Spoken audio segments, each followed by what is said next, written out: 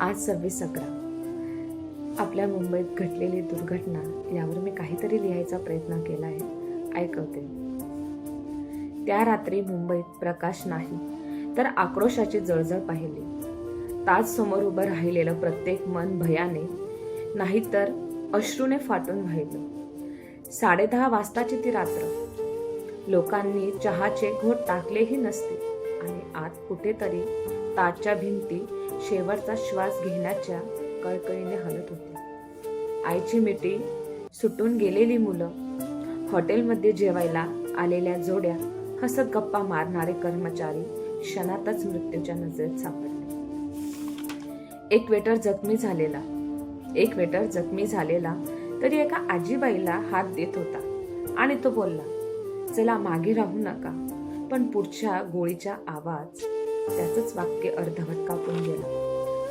एनसीसीच्या बुटांचा आवाज अंधाराच्या कॉरिडॉरमध्ये धैर्य बनून घुमत होता. ज्यांना दिसतही नव्हतं पुढे काय आहे, ते स्वतःचं जीवन मागे ठेवून 100 जणांचं आयुष्य पुढे नेत होते. एक जवान गोळी लागल्यानंतरही भिंतीला टेकून म्हणाला, काहीही झालं तरी ताज खाली पडू देऊ नका. आणि त्याचा हात जमिनीवर शांत झाला. ताज जळत होता. सर्व काही दिसत होतं. सर्व काही संपत होतं. सर्व काही सुटत होतं. 26/11 शिकवून गेला. हिरो नेहमी चित्रपटात नसतात. कधी कधी ते ॲप्रन घालतात. कधी कधी ते रूम सर्व्हिस सारखे असतात. हातामध्ये ट्रे असतो. कधी कधी काळ्या गणवेशात असतात. रात्रीच्या अंधारावर धावत येत असतात. मुंबई पुन्हा उभी राहिली. ताज पुन्हा उजळून उठला.